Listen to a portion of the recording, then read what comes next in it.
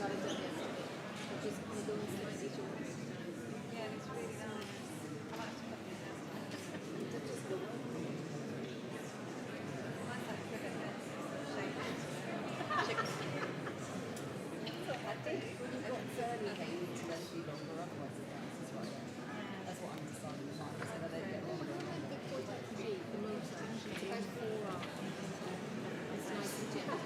Well, yeah, to keep it, I think the French cover of mine. What we do? The what I can do, with the first of these, or not? Yes.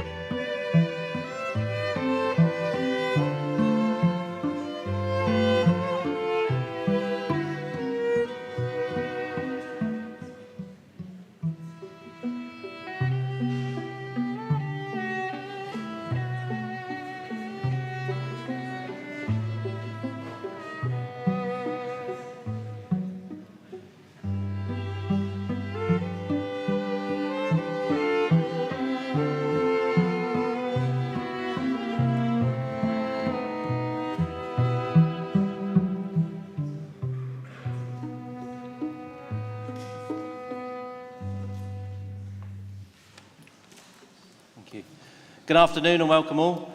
The ceremony will start in just a few minutes. I just have a few notices I need to read out to you.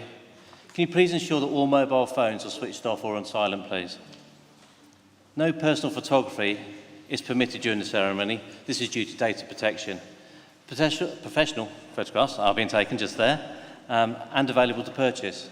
The whole event will be streamed live onto YouTube as well. Professional photographs will be taken throughout the ceremony. If there's anybody that does not consent to their photograph being taken today, please let us know at the back with one of the marshals. In the extremely unlikely event that we need to exit the building in a hurry, please remain calm and seated. Marshals will assist you on exiting the building.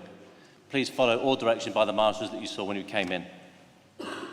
When the ceremony is finished, the procession will leave the church and you'll be asked to stand.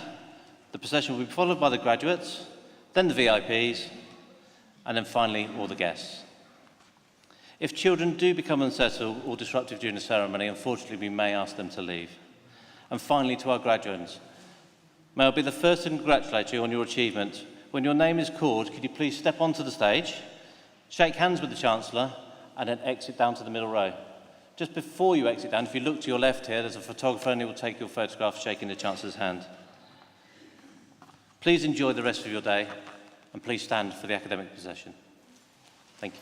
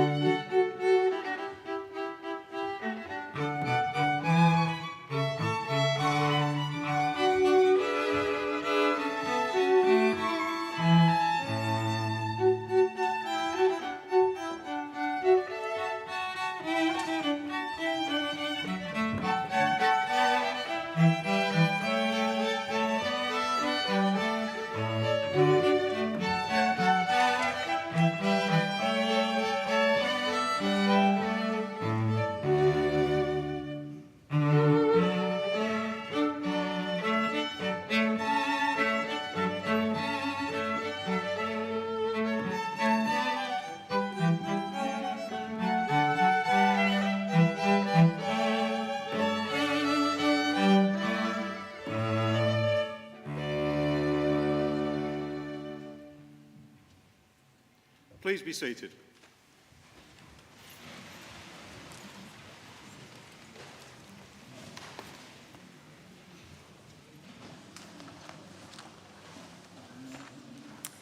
Good morning, everyone, and welcome to this graduation ceremony.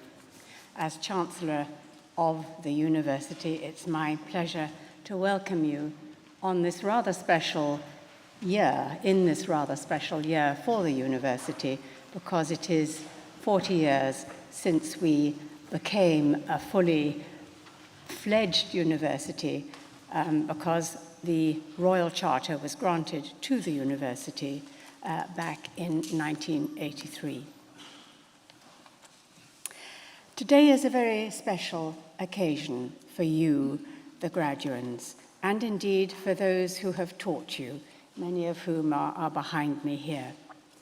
Attaining your degree from the University of Buckingham is a real achievement and something of which you will always be proud. You've enjoyed the benefits of a very high standard of teaching from dedicated staff. It's a feature of Buckingham, and I know you will have studied hard to achieve your goals. I hope you've taken every opportunity you could to be part of our diverse and multicultural student body, which will have introduced you to people, experiences, traditions, cultures, and friends from across the world. You are the latest in a long and lengthening line of distinguished graduates from the University of Buckingham. As you look back on your time here and remember the support and encouragement you received, we hope you will act as ambassadors for your university and continue to burnish our outstanding reputation. I congratulate each and every one of you and wish you every good fortune in your chosen careers in future.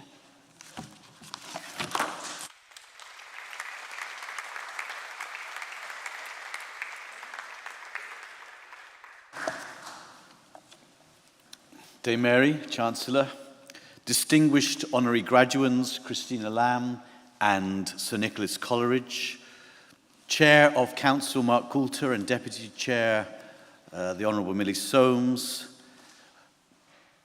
Deans and members of faculty, graduands, ladies and gentlemen, congratulations to the graduands here. I'm James Tooley, the Vice-Chancellor, and I can say that you and your loved ones today can be rightfully proud of your achievements that have brought you here today. You've worked hard, sometimes under very difficult circumstances, and you have worked well. You have earned the honours which we bestow upon you this afternoon. Today, you arrive as graduands of the University of Buckingham, and you will leave as graduates. And as Dame Mary has said, it's particularly memorable that you are graduating in 2023, which is the 40th anniversary of our Royal Charter granted in 1983 that made us a university proper. So given the importance of this history, may I just give you a very short-potted history. The University of Buckingham was founded because distinguished academics, and they were very distinguished academics. Sir Sidney Kane was the director of the London School of Economics.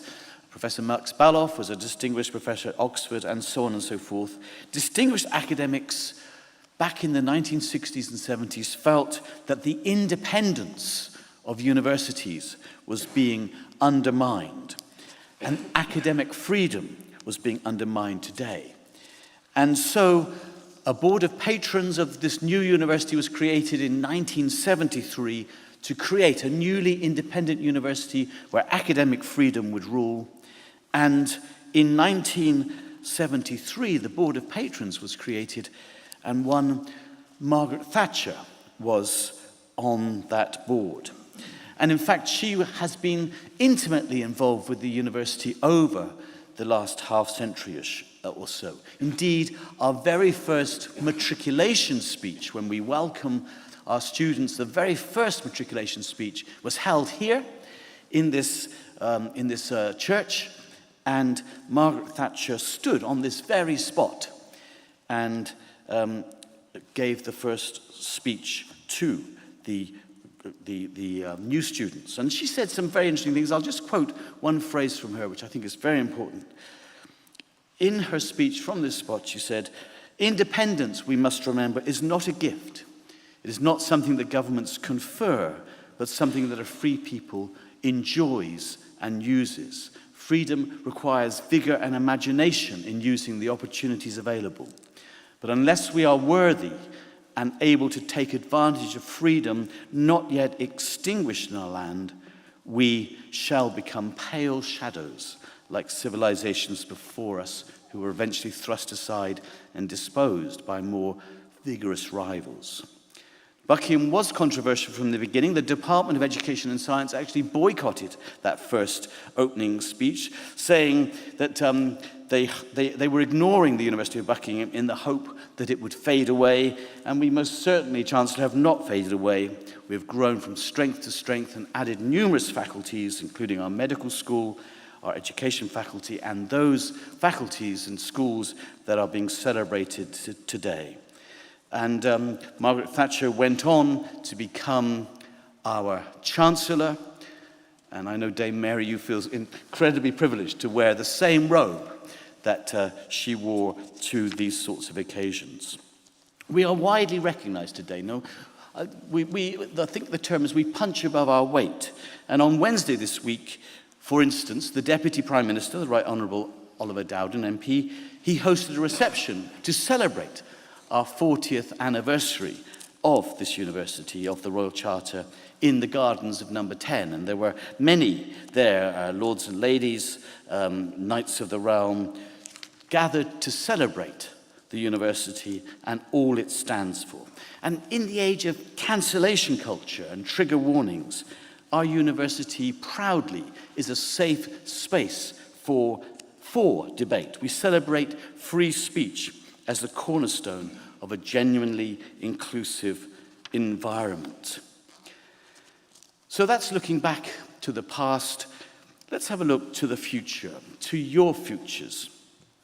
You're about to graduate with degrees from the University of Buckingham, as I say, a university that does punch above its weight.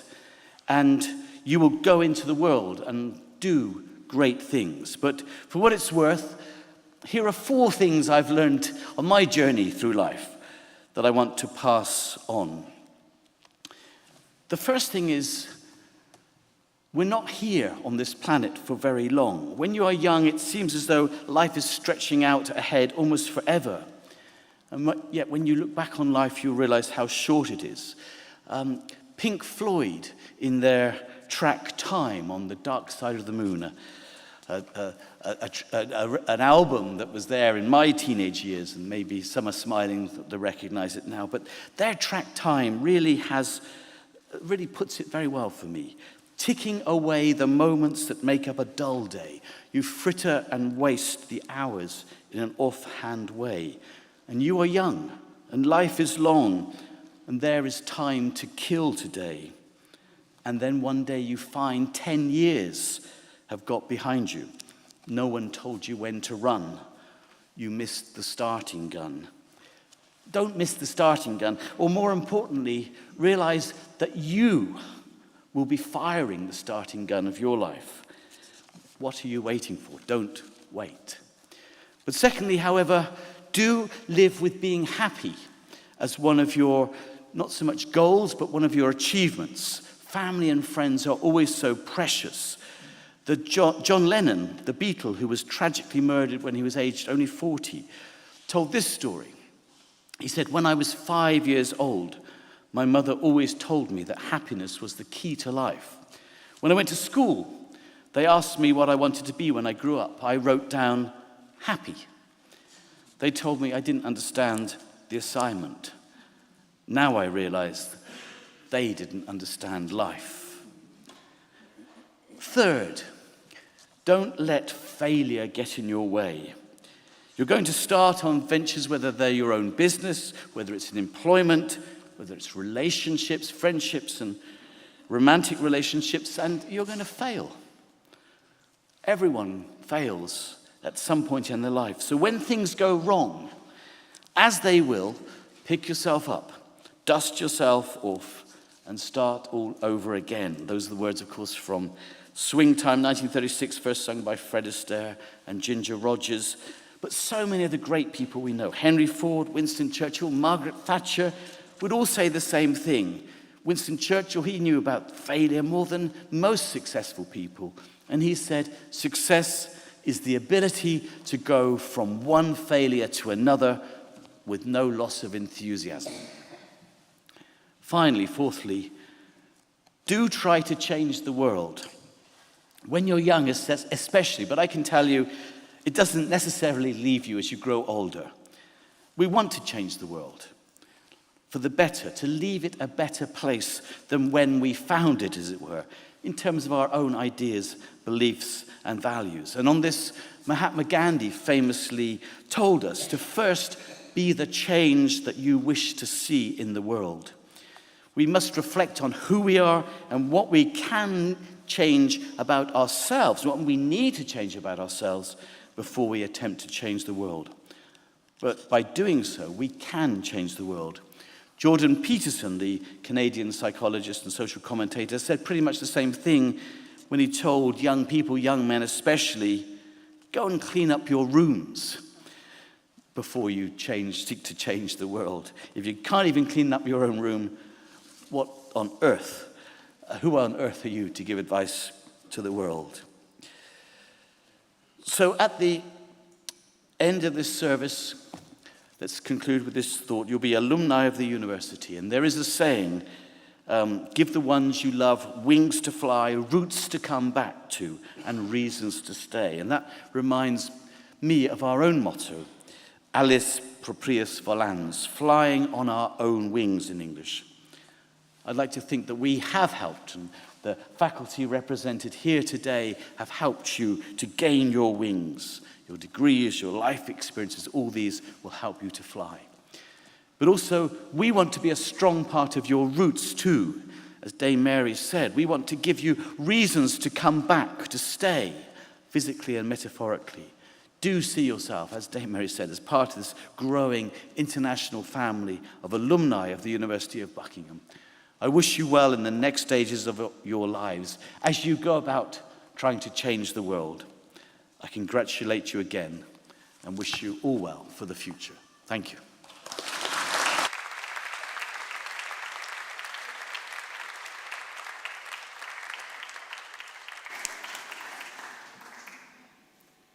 Chancellor, Mr. Graham Jones, University Orator, will now present Sir Nicholas Coleridge for the degree of Doctor of Arts, Honoris Causa.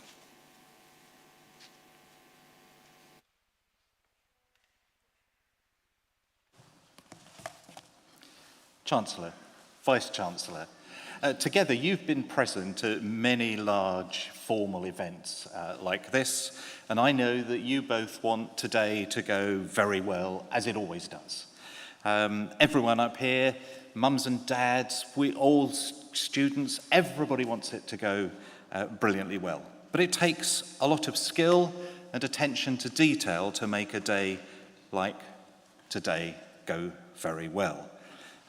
We have to make sure that we call the right names out. My colleagues here who've got to call the names out will be petrified if they call the wrong name out or if a student's missing. So there's lots of behind-the-scenes jiggery-pokery that goes on before we come in here to make sure that everything goes smoothly.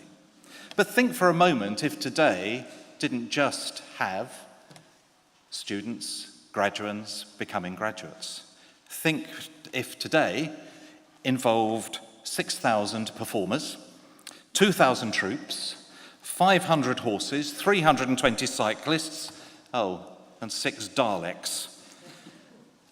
I can see Lizzie at the back going, who organises today, going, no, we're not going to do that. But it doesn't matter, because we have a man who can help. Because Sir Nicholas Coleridge was responsible for an event that included all of those things and many more. Because Sir Nicholas was the joint chairman of Her Late Majesty the Queen's Platinum Jubilee pageant. In the first few days of June 2022, Sir Nicholas was in the midst of what was the biggest show on earth. Yet it clearly did not faze him. Indeed, I've noticed that whilst he was in the middle of all this, he had time to post on Instagram as to what was going on.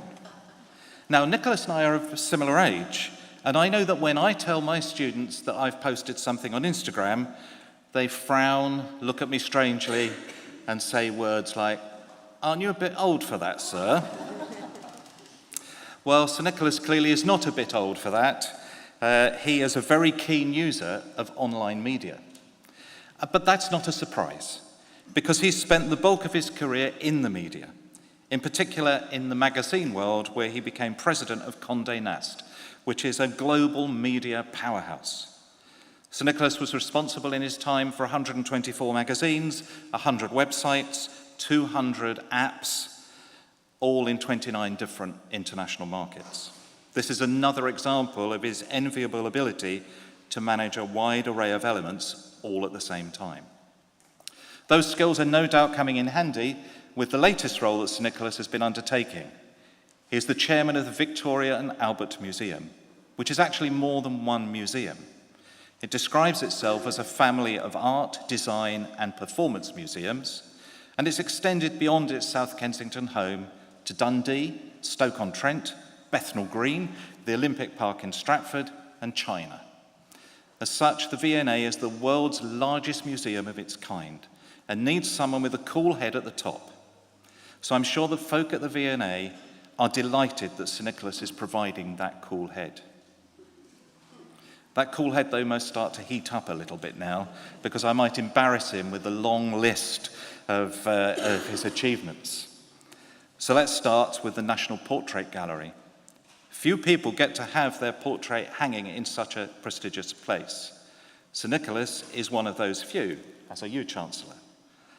Sir Nicholas is also the Deputy Lieutenant for Worcestershire, a role he was given in the same year he received his knighthood for services to museums, publishing, and the creative industry. That award came a little while after receiving a CBE.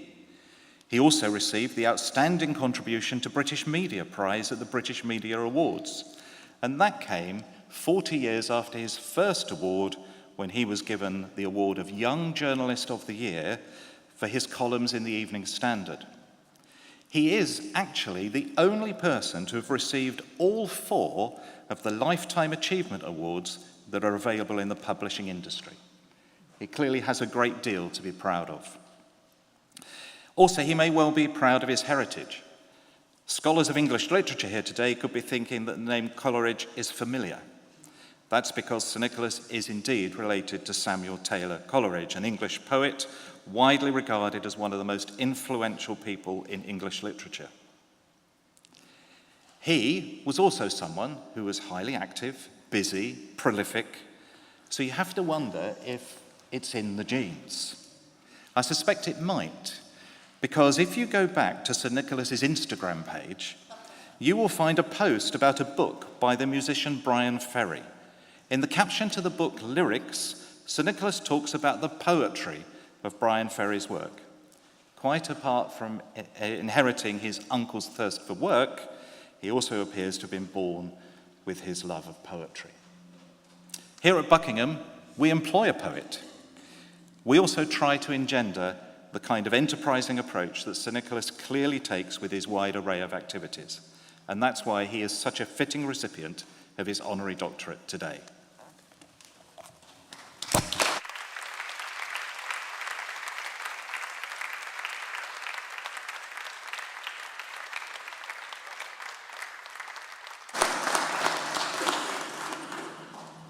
Sir Nicholas, by the authority of the University, I confer upon you the degree of Doctor of Arts, Honoris Causa.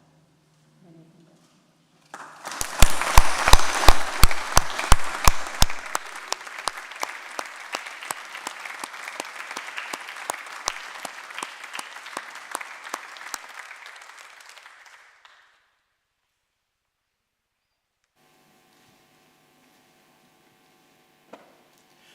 Sir Nicholas will now reply to convocation. Chancellor, Vice-Chancellor, graduates, distinguished guests, ladies and gentlemen. Well, may I say, first of all, thank you very, very much for this great honour and the very generous and possibly over-the-top words of Mr. Jones, the university orator. I'm very grateful indeed. It is 44 years since I left university myself, but looking out at you all today, along with your proud families, I remember exactly what it felt like to be on the threshold of my own career and the next stage of adult life, and it feels practically like yesterday.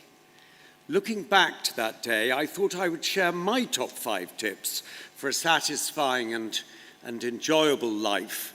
1 or 2 of them, you will see, have something in common with the Vice-Chancellors, which I think is a very good sign. Tip 1, don't work from home if you can avoid it.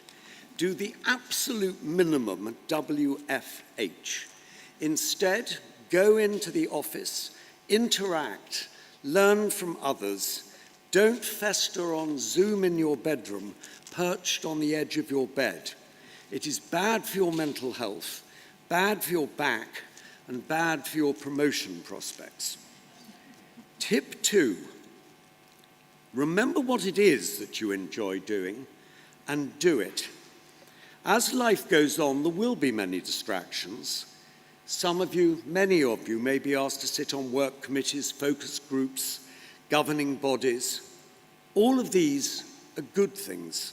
but as well as, not instead of, what it is that you actually like doing.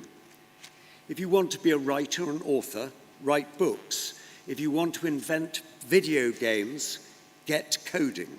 If you want to be a psychiatrist, talk to patients. If you want to be an engineer, build bridges. If you want to be a business person, found a startup or join some great conglomerate. If you want to help people, join a charity or start one yourself. In my case, I always wanted to be a magazine editor and magazine publisher, preferably of the magazines that I did end up publishing. And I focused almost all my efforts on that. But I also longed to keep writing. So it was a question of ring-fencing time in my schedule and being ferociously strict about it. For 4 decades, I had a full-time 5-day-a-week, perhaps 7-day-a-week magazine job. But I also wrote novels every Saturday and Sunday morning. For 3 hours each morning, I wrote from 7 a.m. to 10 a.m. without fail, handwritten, 2,000 words a weekend. And the extraordinary thing is that if you do those 2 little bits of writing, by the end of the year, you have written a 400-page novel. The famous ceramicist, Edmund de Waal, perhaps now the most famous potter in the UK, along with Grayson Perry, is invited to be on every board, to sit on every government committee, to curate exhibitions everywhere, and he always accepts. But every morning of his life, he still does 3 hours of making pots in his studio, and he never misses. And this roots him in the creative life, the life that he always wanted when he began. Of course, many challenges come your way. Many of you will have relationships, marriages, children, and everything that comes with that, the need to look after people, to earn money, the harsh realities of real life. But I do urge you, never give up your dream of what you wanted to be when you were a student and full of ideas and hopes and visions. Try to keep that alive. Tip 3, be a good colleague. If you work in an office or in any organization, take time to be civil, to encourage others, to be seen as someone who is decent as well as ambitious. This makes life more pleasant for everyone, and you may be surprised how much it comes to help you later. Later in life, when you're applying for some new post or job or other, companies take references and they ring round. What was Rashid or Lily or Matt like to work with? And those replies can be decisive. Tip 4, try to stay informed. Read newspapers online or on paper. Listen to discussions on the radio. Listen to podcasts. Expose yourself to a broad range of views, some different to your own. Try to stay engaged with the world. So many people don't. Most people don't know much. They don't follow politics, they don't read many books, they don't follow developments in science or innovation. They slowly opt out. Slowly but surely, they know less and less. Their life closes in on them until it consists mostly of the pub and Netflix and walking the dog. But finally, you are top students who have just won degrees. You are in the vanguard. You can be thought leaders, you can be change makers, activists, participants in the unfolding story of life on Earth. All of you in this room have the chance to make a difference. Seize the opportunity. But above everything else, be good people and enjoy yourselves. As the Vice-Chancellor has said, life does pass very quickly. It begins grindingly slowly. Childhood, school, it seems to go on forever. But then it accelerates, and before you know it, you're 30, 40, it gets faster and faster after the age of 60. The legendary media baron, Rupert Murdoch, says that from the age of 60 onwards, life speeds up so fast that you only get 2 months per year. So he works faster and more boldly. So, it seems, does Mick Jagger. Seize every moment. You have already made an excellent decision to study at the University of Buckingham, so you are already in the fast lane. Now seize the world. Thank you.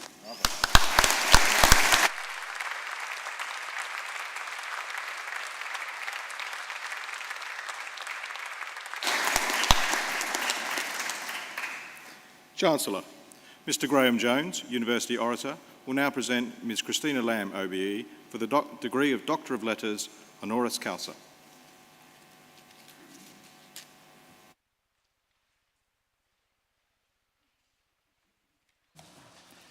Chancellor, Vice-Chancellor, earlier I mentioned the National Portrait Gallery and said that few people have their portrait hanging there. Only leading individuals get such an honour.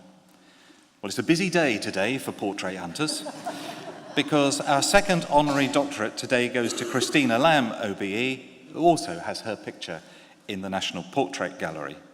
Now, naturally, I wondered, how do you get your picture in the portrait gallery such that we have 3 people here on the platform who do that? I didn't check the rest of you, by the way. So I went to the gallery's website to find out why it is you got your picture in the National Portrait Gallery. They have one overriding element that they seek. Does the portrait represent an individual who has made or is making a really significant contribution to British history or culture? And when you look at Christina Lamb's biography, it's clear that she has made and continues to make a huge impact. However, her own website reveals that this impact started largely by accident. If it hadn't been for an unexpected invitation to a wedding in Pakistan, Christina would not have ended up reporting on the Mujahideen fighting in the Soviet Union. That's when her outstanding career as a foreign correspondent started. It was clear from the start that she was going to be an exceptional journalist because Christina was also named Young Journalist of the Year just 2 years after she began. There's a lot of coincidences today, aren't there? Since then, she's been awarded many times, including being named Foreign Correspondent of the Year 5 times. In addition, she's received the Prix Bayeux, which is the European award that pays tribute to journalists who work in dangerous conditions, thereby giving the public access to information about war. And goodness me, Christina has certainly worked in some dangerous places. In fact, recently, she even went on a cruise holiday through the African waters full of pirates, which she wrote a report about in the Times recently. But quite apart from reporting from Afghanistan for several years, Christina also reported from the Iraq War, as well as conflicts in Libya, Angola, Syria, and Ukraine. But that doesn't really do justice to her courage. You might think, students, that you have been brave, and I won't pick any of you out individually, going into an exam having not revised. But that's not bravery. Not compared with Christina. She's been deported for her reporting. She was caught in an ambush of British troops by the Taliban, only narrowly escaping with her life. And in 2007, Christina was on the bus with the former Prime Minister of Pakistan, Benazir Bhutto, who was targeted by bombers. 3 people on that bus died in that explosion. And Christina told Radio Free Europe when she was interviewed about the event that she was lucky. The luck for Christina, though, probably began when she was an intern on the Financial Times. The foreign editor was due at a lunch and could not go, so asked Christina to attend instead. During that lunch, Christina was asked if she would like to interview a politician who was the opposition leader in Pakistan. Christina jumped at the chance. But a few months later, after a dreary day in Birmingham working as a trainee TV reporter, Christine got home to her flat to discover an invitation to a wedding. That wedding was the one I mentioned earlier, in Pakistan. And it was the wedding of the politician who she had interviewed several weeks before. Clearly, Christina made a real impression on that politician to have been invited to her wedding. Now, I've interviewed politicians myself, and I didn't even get an invitation to the bar afterwards, let alone to a wedding thousands of miles away. Now, those of you from Pakistan, or with a knowledge of world events will have probably jumped ahead of me in the story. Because that wedding was, of course, Benazir Bhutto's wedding. Christina's career as a leading foreign correspondent began with Benazir Bhutto. Indeed, in her book, Small Wars Permitting Dispatches from Foreign Lands, Christina thanks Benazir Bhutto for, in her words, literally changing my life. But through changing her life, Christina has brought attention to the needs for change in other people's lives, particularly women. She's been at the forefront of international reporting on the plight of Afghan women, as well as the abduction of girls by Boko Haram in Nigeria and Yazidi sex slaves in Iraq. Christina also helped bring about the book I Am Malala, the 2 million selling account of Nobel Prize winner Malala Yousafzai. In the final pages of the book, Malala herself thanks Christina for bringing the story alive. She says, "Our special thanks go to Christina, who turned into reality what was just a dream. We never imagined how a lady not from Pakistan could show such remarkable love and understanding of our country." But that's the point. Christina Lamb is a remarkable person. That's clear from her collection of awards and prizes. Indeed, just down the road from here, and I'll maybe have to cough because I'm going to say at Oxford University, she was the first woman in its 800-year history to have received the Honorary Fellowship from University College. But behind all these awards and her courage, Christina is a devoted family woman. How do I know this? Well, Christina, your former boss, the former foreign editor of the Sunday Times, Sean Ryan, is a friend of mine. So I asked him to let me know about you. He said, are you ready? He said, Christina is not only an exceptional journalist, a magnificent scoop getter, and a superb descriptive writer. She is also one of the few Sunday Times foreign correspondents to have maintained a happy family life with Paulo and their son Lorenzo, despite the frequent sudden absences the job demands. This combination of professional and personal achievements has required extraordinary focus, determination, and not a little charm. So it's quite clear to me, from Sean's words, that Christina Lamb is well deserving of today's honorary doctorate.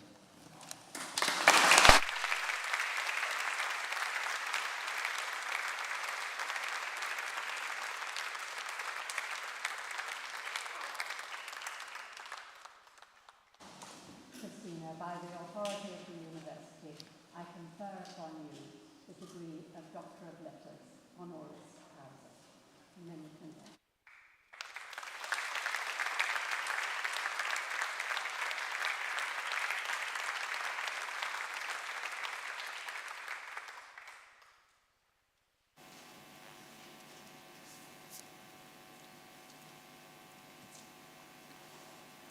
Ms. Lamb will now reply to convocation. Well, thank you. I feel embarrassed by that, not least suddenly hearing that my foreign editor, who knows far too much about me, had been consulted. But anyway, it's an absolute honour to be here today and receive this. My mum is here. I was actually the first person in our family to go to university. So picking up another degree without actually doing anything feels like a real bonus. And I'm particularly happy to get to wear this sort of Barbie pink robe. So it's amazing to be here to see you all. As somebody whose own son should have graduated this year, I am well aware of the difficult time your age group has had studying through a pandemic. So many congratulations to have got through. And seeing so many women among you, I can't help thinking about a country where I've spent a lot of my time, which is Afghanistan, where today girls who have the same kind of dreams as many of you of wanting to be lawyers or doctors or teachers or journalists perhaps, cannot go to university. In fact, they can't even go to high school. Many of you may be tearful today, saying goodbye to friends that you've made while you're here, Well, in Afghanistan last year, I watched girls of 10 or 11 at primary school cry, not because they were saying goodbye to their friends, but because that was the end of their education, that they were condemned to a life staring at the four walls of their homes. Education is not a privilege, it's a fundamental right, so I would like to remember those Afghan girls today, but also the brave women trying to change things so that they can fulfill their dreams. For if there's one thing that I have seen in 35 years of being a reporter in wars and conflicts, is that women are often the real heroes. It's just you don't often see statues to them. And no offense to the men here, but you've had years of getting all the kudos and the best jobs and the highest salaries. So it's time to let us women have a go. I recently interviewed the very impressive female Prime Minister of Iceland. She also chairs the Council of Women Leaders. And she told me that she's very depressed that things seem to be going backwards, that there are now only 13 women heads of government around the world out of 195 countries. So hey, it's time to let us have a go. Having said that, the UK is one of the only countries in the world to have had 3 female leaders. One of them we heard about earlier. Admittedly, the last couple didn't work out that well, but I'm not here to talk about politics. I don't know if any of you have political ambitions, but you all look like people who've got their act together, and we've heard earlier about really good tips of what to do as graduates. I don't really have any tips, I have to say. I had friends when I left university who'd made lists of all the things they wanted to achieve, to be a company director by the age of 25, have their own company by 27, have made $1 million by 30, run the country. I did PPE. I just knew I wanted to write, and I wanted to travel, and I really didn't want to be a banker. Although, oddly enough, the only interview that I did go to was for Coutts, which didn't get much beyond the first question, why do you want to be a banker? I'd never really thought about journalism until a friend at university invited me to a cheese and wine party. I don't know if you still have such things, it's probably very 80s. But as a student, the words free and wine were obviously attractive. And this party turned out to be for the university newspaper. And I listened to the people talk there about what they were doing, and I thought it sounded interesting. So after a few plastic cups of cheap Liebfrau milk, I signed up, and I ended up editing that paper.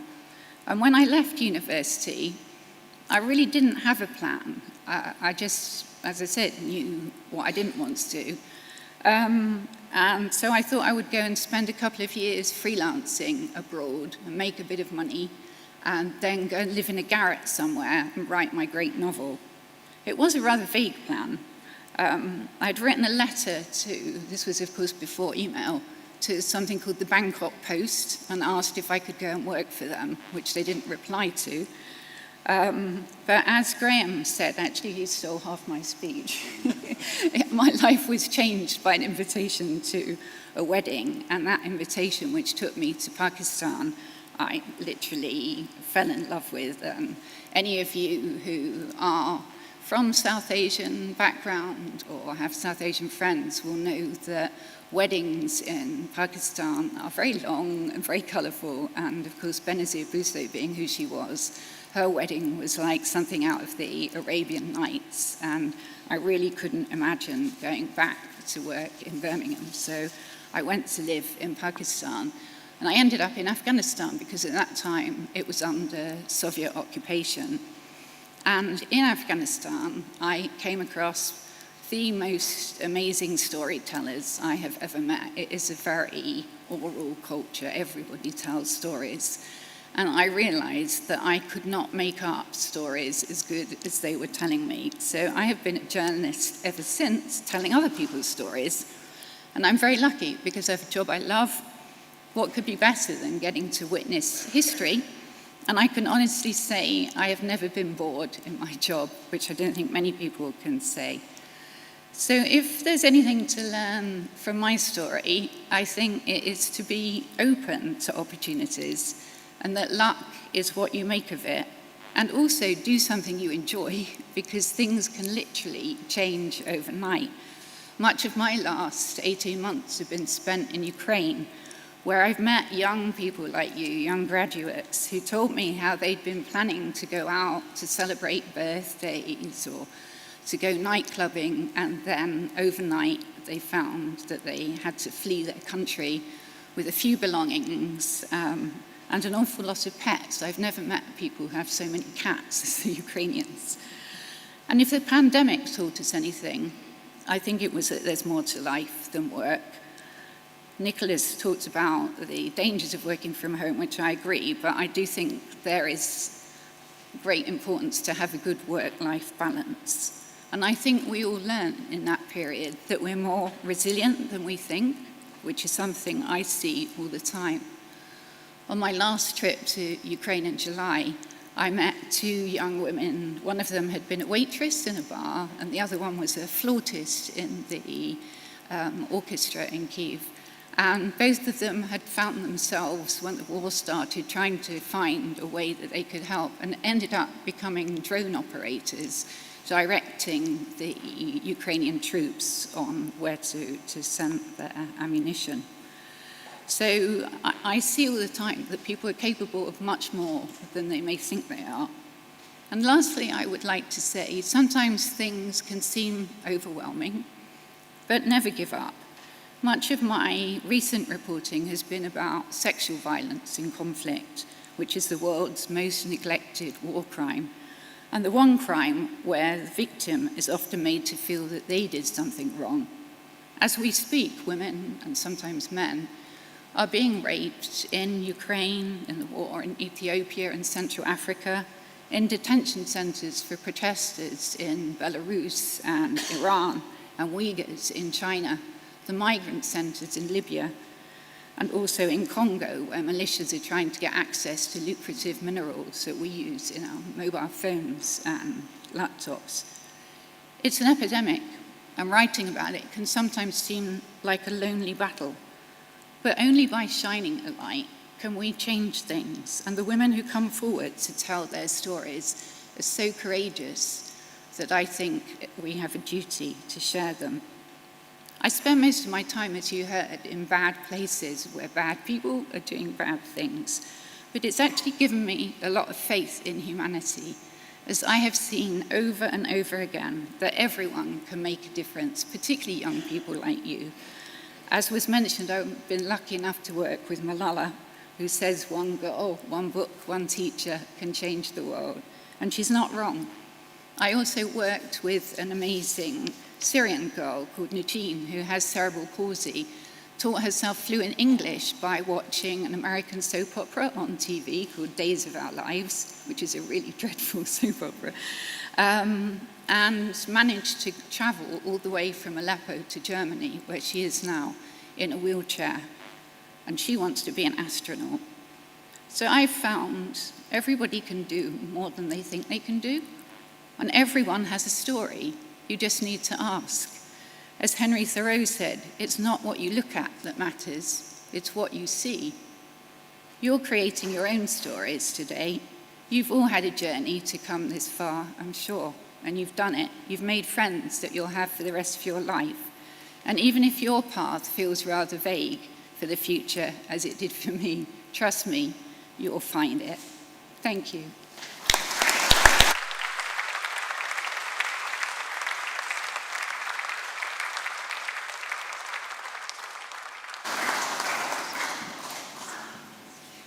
Chancellor, I call upon Professor Debo Barden-Correa, Dean of the Faculty of Business, Humanities and Social Sciences, to present candidates for awards of the University of Buckingham.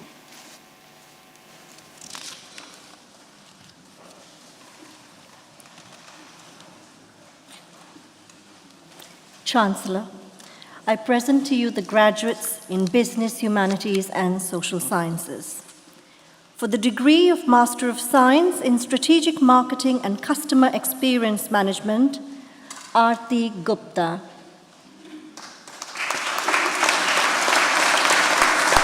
For the degree of Bachelor of Science in Accounting and Finance, Chen Xiao.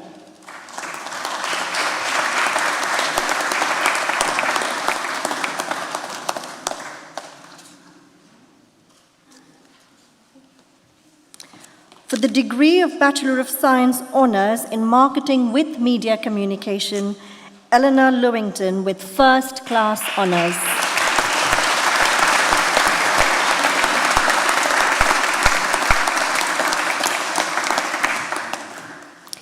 For the degree of Bachelor of Science Honours in Business Enterprise, Irandi Watudura de Silva with First Class Honours.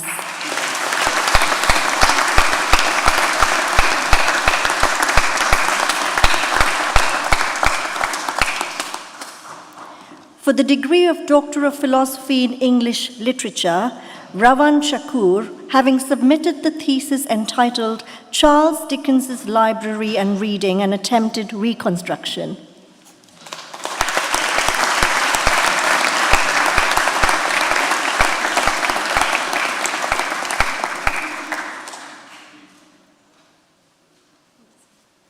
For the degree of Bachelor of Arts Honours in Digital News and Media, Manpreet Aluwalia.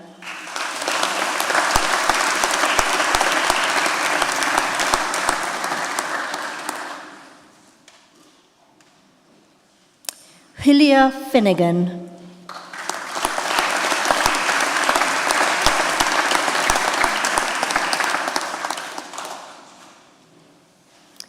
For the degree of Master of Arts in Security, Intelligence and Diplomacy, Lamin Gassama with distinction.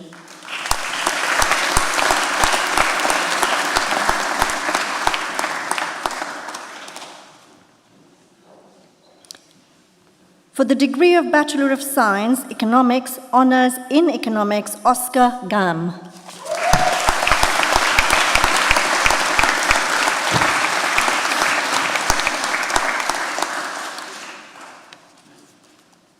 For the degree of Master of Arts in History of Art, Renaissance to Modernism by Research, Päivi von Koskul.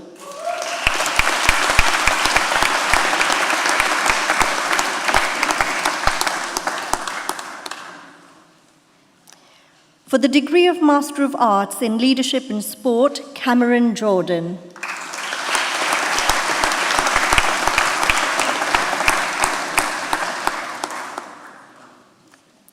For the degree of Doctor of Philosophy in 20th Century British History, Paul Nuttall, having submitted the thesis entitled The Political Career of Sir Archibald Salvage, 1892 to 1928.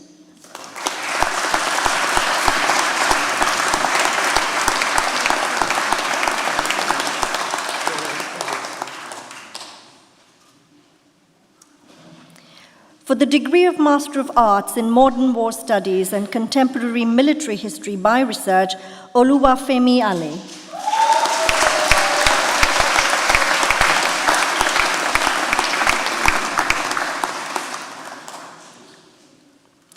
For the degree of Master of Arts in Modern War Studies and Contemporary Military History, Clint Darwin.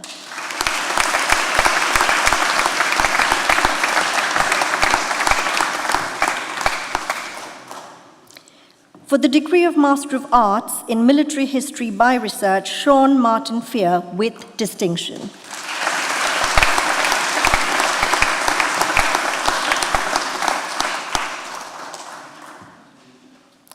For the degree of Master of Arts in Philosophy by Research, Alexandra Daper with distinction.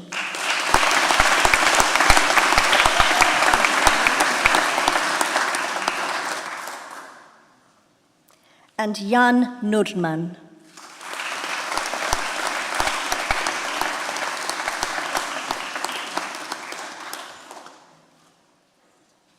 Chancellor, that concludes the presentation.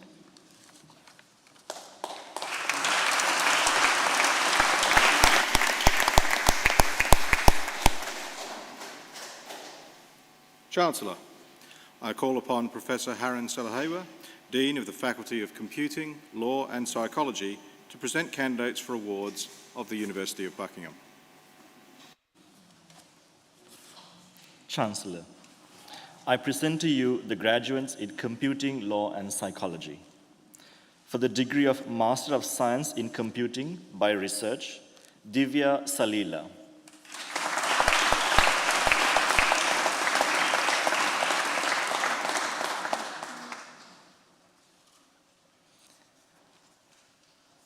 For the degree of Master of Science in Applied Computing, Manpreet.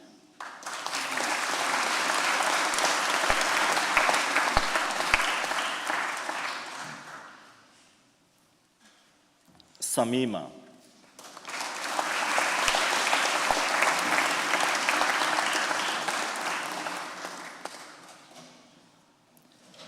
For the degree of Master of Science in Applied Data Science, Prince Vishal Annadurai.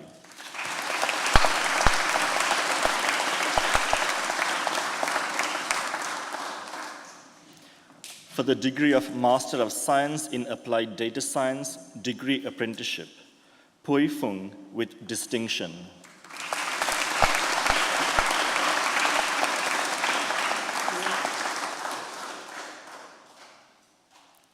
Amy Selby with distinction.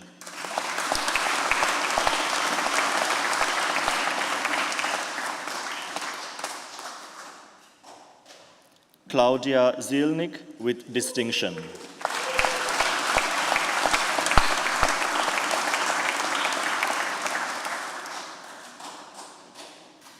For the degree of Bachelor of Science Honours in Computing, Kaltum Mohammed.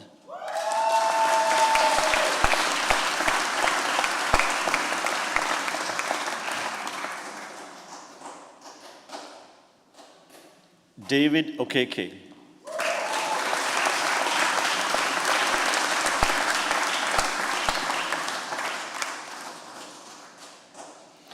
For the degree of Bachelor of Laws Honours in Law, Chelsea Akoli with First Class Honours.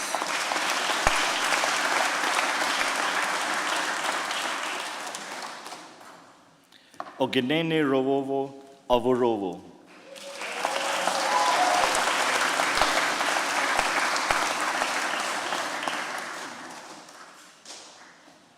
Andre Colucci.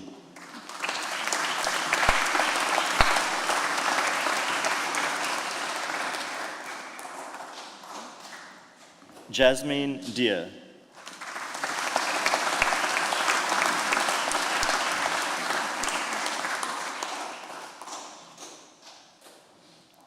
Huma Jamil.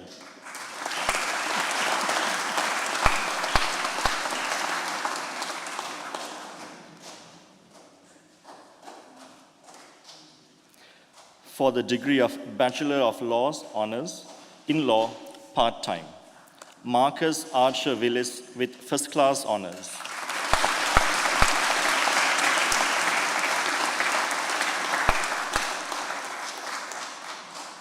Francesco D'Alessio.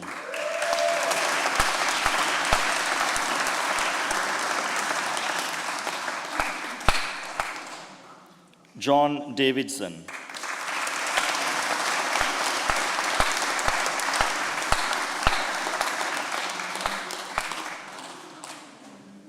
Catherine Goldsmith.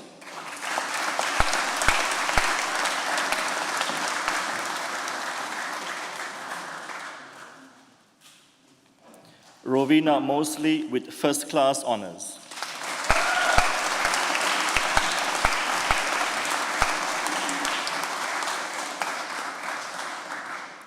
Holly Shenton with First Class Honours.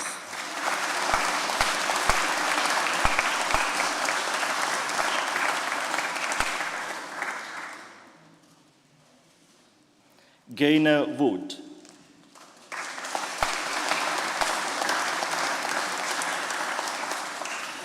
Jenna Watson.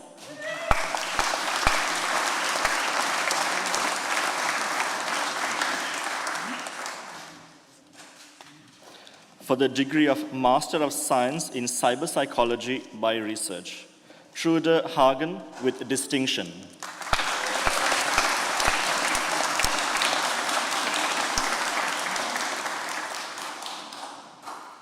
for the degree of Bachelor of Science Honours in Psychology, Adeku Aniyam Osigwe with First Class Honours.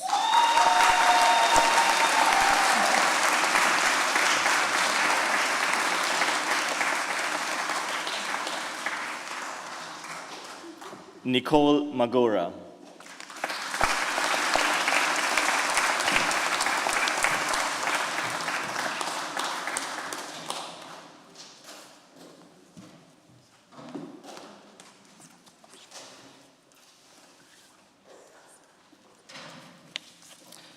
And for the degree of Bachelor of Science in Business Economics, R.T. Biba.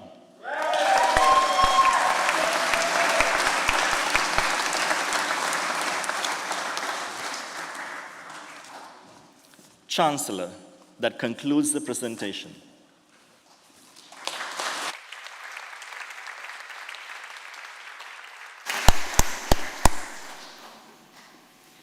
Chancellor, I call upon Professor Douglas McQuinney, Head of the School for Postgraduate Medicine, to present candidates for awards of the University of Buckingham.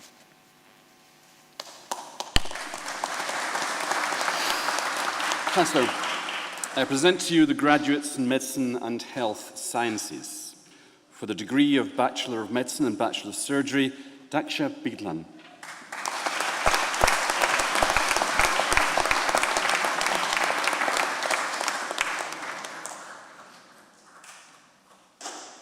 Yani Chikwu Chukbujindo.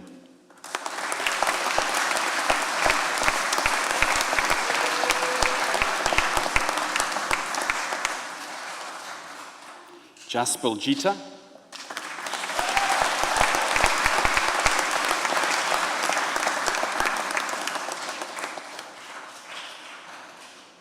Thomas Muldoon.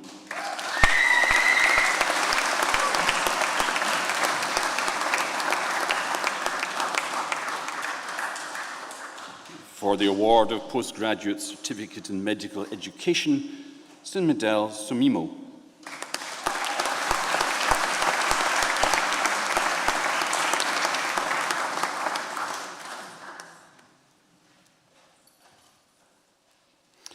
For the award of Certificate of Higher Education in Medical Science, Zarina Ahmed.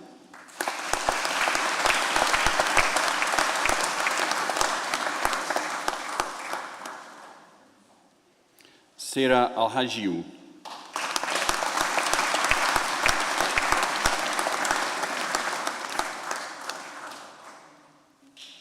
Janan Al-Tamimi.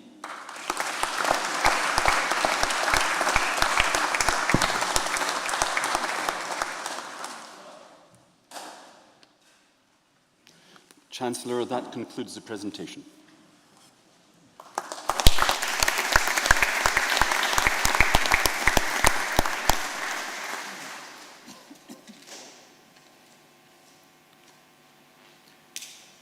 The Chancellor will now conclude this ceremony.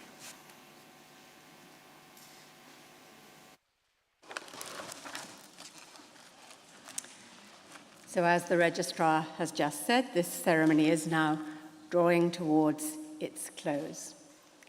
May I again congratulate all our new graduates and doctors and wish you all good fortune in the next stage of your careers. As you leave the university, you will take with you, wherever you go and throughout your life, the knowledge you have acquired here, the skills and knowledge to rescue others, flying on your own wings, as the Vice-Chancellor has said. May I also say what a pleasure it was for me to confer honorary doctorates on Christina Lamb, whose dispatches from the front are always so movingly written, and I realize now how much bravery is involved in getting there and making those records of things that happen that should not happen. And it's also a very great pleasure to confer an honorary doctorate on my old friend from across the road. That is to say, in another part of my life, I'm chair of the Science Museum, which is just over Exhibition Road, from the V&A, where Nick is chair. So 2 splendid new honorary doctors conferring lustre upon the university. Incidentally, Nick, I think one of the things you did in your career was be president of Condé Nast International. We have a kind of link with the university in that the university validates the degrees of the Condé Nast School of Fashion and Design. I didn't know that till earlier this morning, so it's new knowledge. Ladies and gentlemen, graduates, parents, friends, faculty, this ceremony is now concluded. Thank you.